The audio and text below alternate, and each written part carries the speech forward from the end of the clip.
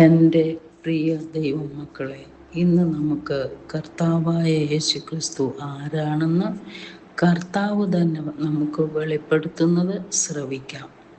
യോഹന്നാൻ 6:35 യേശു അവരോട് പറഞ്ഞത്, ഞാൻ ജീവന്റെ അപ്പമാകുന്നു.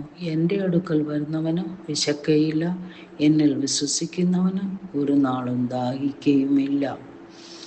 ഈ വാക്യം 5000 പേർക്ക് ഭക്ഷണം നൽകിയതിനു ശേഷമുള്ള ഒരു പ്രഭാഷണത്തിൻ്റെ ഭാഗമാണ്.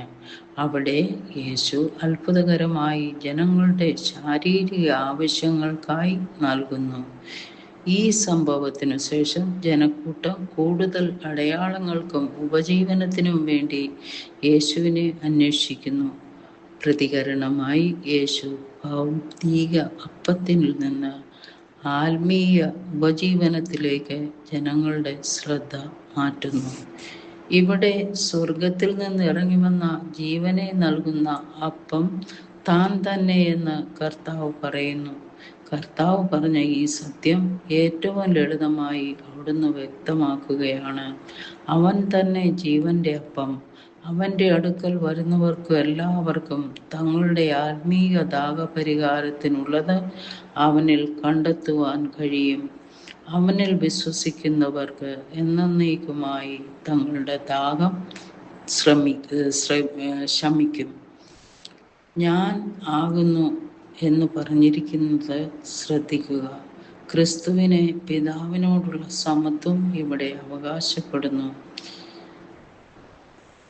ആത്മീയ പോഷണത്തിൽ അവിടുന്ന് അത്യന്താപേക്ഷിതമാണെന്ന് സൂചിപ്പിക്കുന്നു. ജീവന്റെ അപ്പമായ യേശു അത് സ്വയം തിരിച്ചറിയുന്നു. അപ്പം ഭൗതിക ജീവിതത്തെ നിലനിർത്തുന്നത് പോലെ യേശു നിത്യജീവനും സംതൃപ്തിയും പ്രദാനം ചെയ്യുന്നു. യഥാർത്ഥ നിവൃത്തിയുടെയും ഉപജീവനത്തിൻ്റെയും ഉറവിടമായി യേശുവിൻ്റെ അടുക്കൽ വരികയും അവനിൽ വിശ്വസിക്കുകയും ചെയ്യേണ്ടതിൻ്റെ പ്രാധാന്യം ഈ വാക്യം ഊന്നിപ്പറയുകയാണ്. ഒരിക്കലും വിശക്കുകയോ ദാഹിക്കുകയോ ചെയ്യില്ല എന്ന വാഗ്ദത്തം യേശുവിലുള്ള വിശ്വാസത്തിൽ കാണപ്പെടുന്ന ആഴമായ ആത്മീയ ദൃഢതയെ പ്രതീകപ്പെടുത്തുന്നു. ശാരീരിക ആവശ്യങ്ങളിൽ നിന്ന് ആത്മീയ യഥാർത്ഥങ്ങളിലേക്കുള്ള പരിവർത്തനത്തെ ഈ ഭാഗം അടിവരയിടുകയാണ്. കേവലം ഭൗതിക അപ്പത്തേക്കാൾ മഹത്തായ എന്തെങ്കിലും തേടാൻ യേശു ജനക്കൂട്ടത്തെ വെല്ലുവിളിക്കുന്നു. അവരുടെ ആഴത്തിലുള്ള ആത്മീയ ആവശ്യങ്ങൾ നിറവേറ്റുന്ന തന്നോട് ഒരു അടുത്ത ബന്ധം തേടാൻ അവരെ ക്ഷണിക്കുകയാണ്. ജനക്കൂട്ടത്തെ പോലെ നാം പലപ്പോഴും ഭൗതിക കാര്യങ്ങളിൽ നിവൃത്തി തേടുന്നു.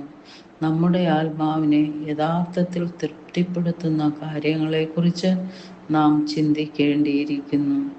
ക്രിസ്തുവിലുള്ള നമ്മുടെ വിശ്വാസത്തെ ആഴത്തിലാക്കുന്ന പ്രവൃത്തികളിൽ നാം ഏർപ്പെടണം. യേശു ജനക്കൂട്ടത്തിന് നൽകിയതുപോലെ അവർ നമ്മുടെ ആത്മീയവും വൈകാരികവുമായ ആവശ്യങ്ങൾ നിറവേറ്റുമെന്ന് നമ്മൾ വിശ്വസിക്കണം.